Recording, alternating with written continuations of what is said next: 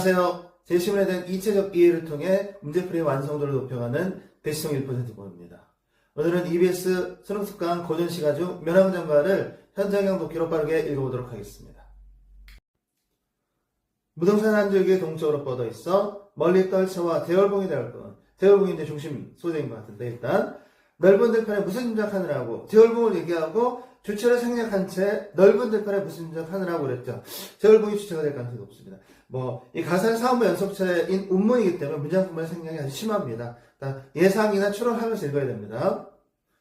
7굽이 한데 모아서 문득문득 벌렸거든. 제월봉이 7굽으로 이루어진 것 같습니다. 그렇죠?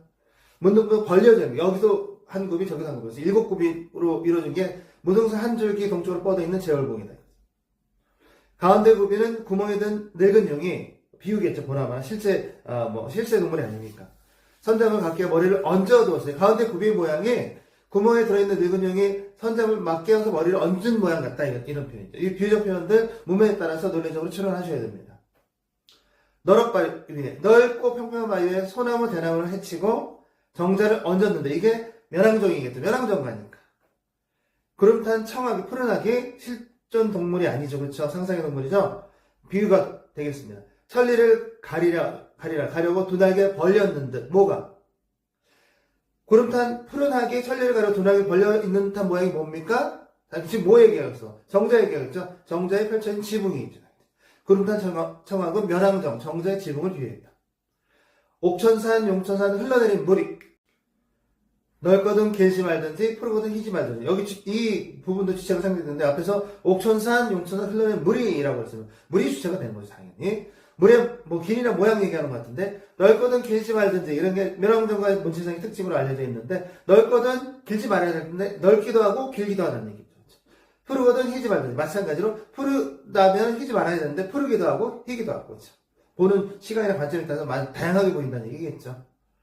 쌍용이 뒤트는데 뭐가? 이때 쌍용 실존 동물이 아니니까 비유겠죠. 지금 뭘 얘기하고 있어? 옥천산, 용천산 흘러는 물 얘기하고 있죠. 그렇죠? 물의 비유입니다. 그 흘러가는 물이 쌍용이 몸을 뒤트는 듯 긴 비단을 펼쳐놓은 듯. 쌍용이니까 좀 웅장하고 역동적인 모습이겠고, 긴 비단은 아름다운 물결. 그렇죠? 비유한 거겠죠. 다 쌍용이나 긴 비단 다 옥천산, 용천산 흘러는 물을 비유한다.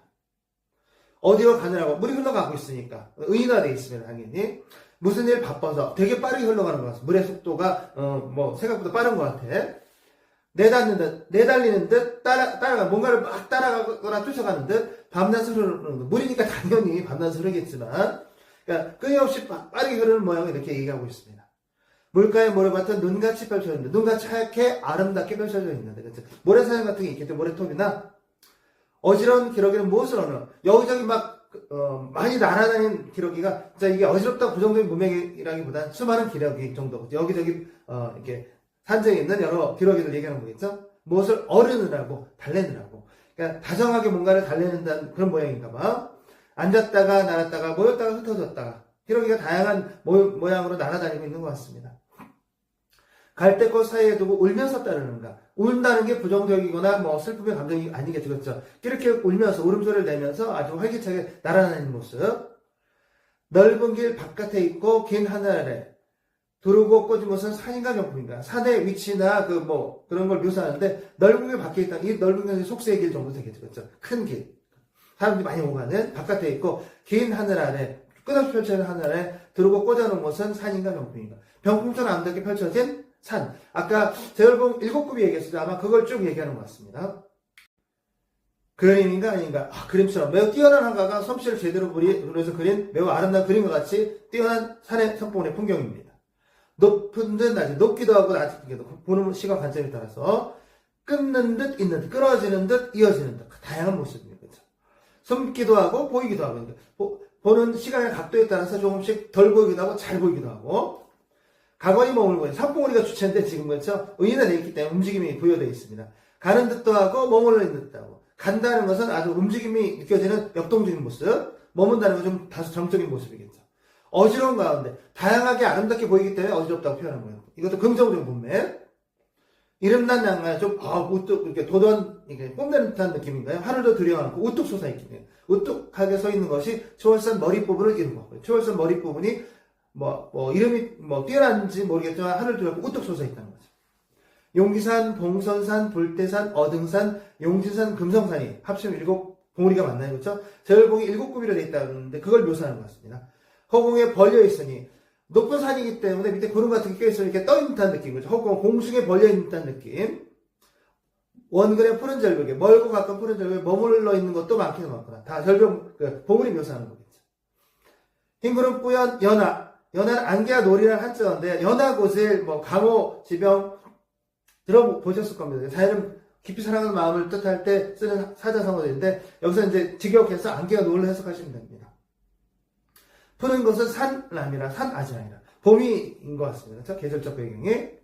흰구름, 뿌연 연화, 산람. 수많은 바위 골짜기를 제 집으로 삼아두고. 여기도 주체 빠져있죠. 근데 앞에 주체로 예상되는 것들이 흰구름, 뿌연연화, 산람 세 가지가 나와 있습니다. 이 세 가지가 아마 주체일 가능성이 높죠.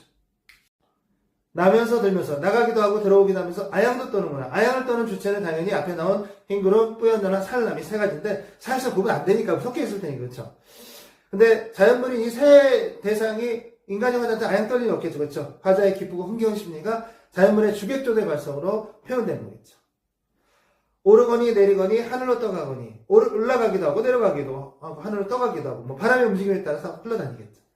광야를 건너가기도 하고 푸르렀다가 붉어졌다가 옅어졌다가 짙어졌다가 반복되는 모양들 색채 대비가 보이고 성인과 섞여 가랑비마저 뿌리네. 가랑비는 사기를 내리지만 이제 새우라고 한자로 표현하면 이제 봄비로 주로 많이 표현합니다.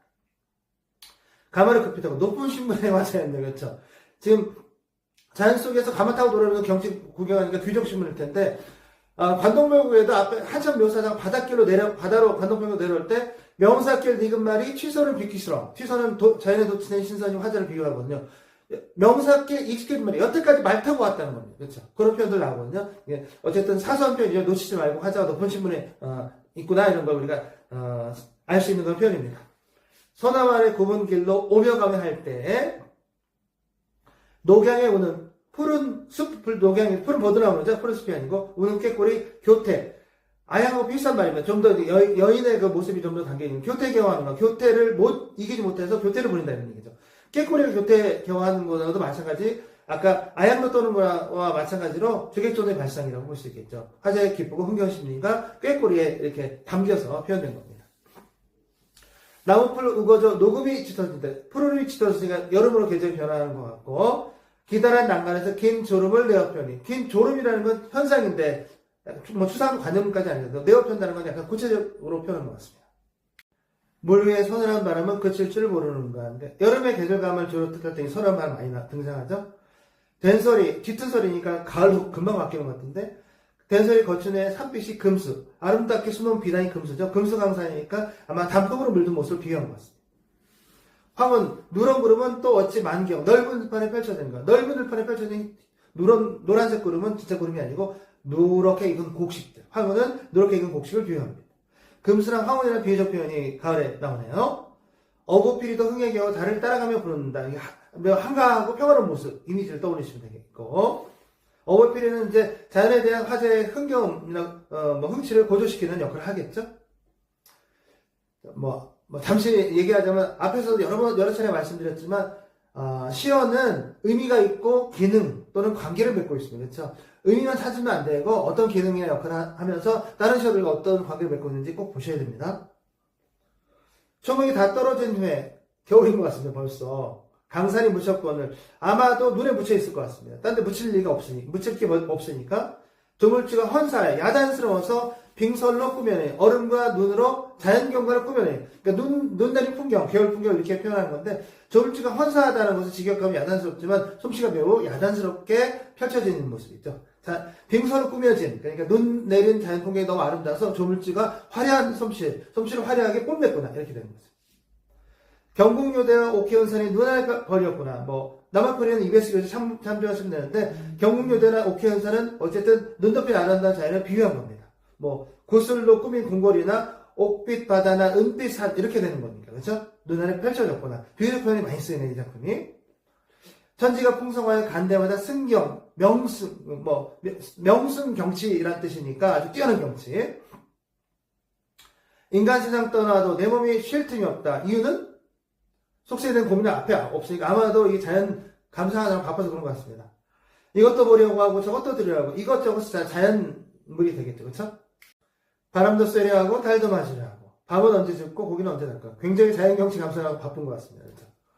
살인문 미다죠. 살인문은 시골의 쌀이나무 엮은 문이거든요. 그렇죠? 그러니까 시골 또 전원생활 정치를 드러내는 소재이고 진꽃 신랑 네가 쓰려는 거죠. 이때 진꽃은 하강적이니까 슬픔 뭐 이런 거 생각하시면 안 되고 지금 문맥상 이거를 쓸어낼 시간이 없을 정도로 자연경치 감상을 바쁘다 이거죠. 그렇죠? 화자가 자연경치에 몰입된 상태 이걸 강화하는 소재이지 뭐 부정적 정상은 무관합니다. 아침 시간 모자라니 저녁이라는 시를 써요. 저녁에도 경치 구경으로 돌아다니는 거죠. 그렇죠? 저녁도 자연감상의 시간입니다. 오늘이 부족하니 내일이란 넉넉하게 내일도 아마 자연경치 감상하고 바쁠 것 같다 이런 얘기죠. 쉴 틈이 없을 것 같다.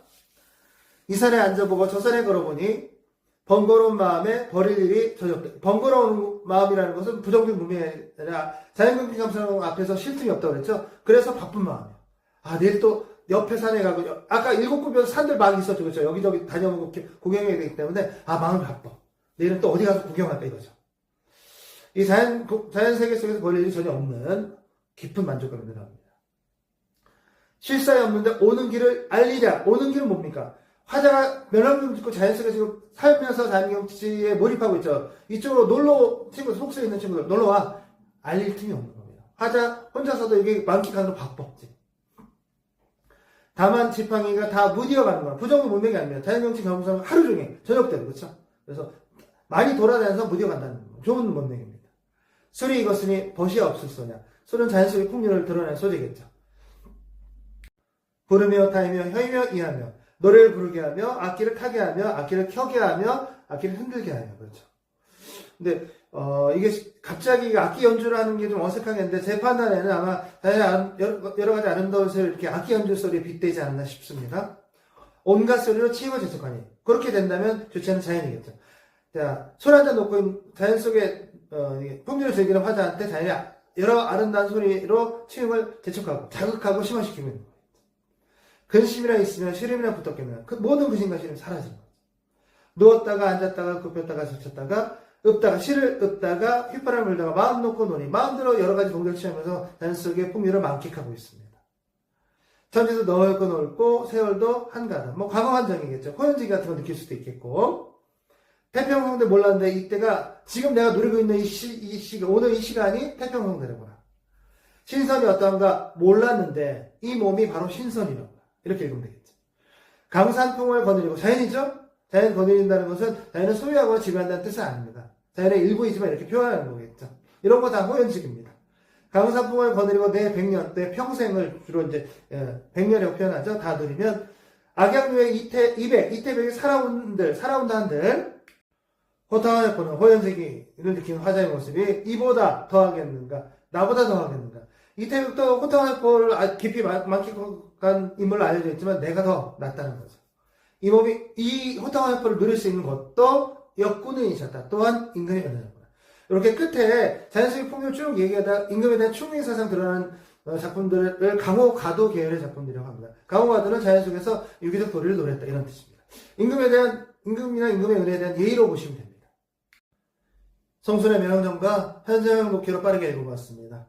읽어보고 나니까 이 작품이 왜 2003년, 2010년 두 번의 연수에 기출되는지 이해하셨을 겁니다. 시를 읽을 때 아까도 잠깐 말씀드렸지만 시어가 가진 의미에만 주목하시면 안 되고 시어 의미의 역할이나 기능 더 나아가서 다른 시어, 다른 표현들과 맺고 있는 관계에 주목하셔서 종합적으로 이해하셔야 됩니다.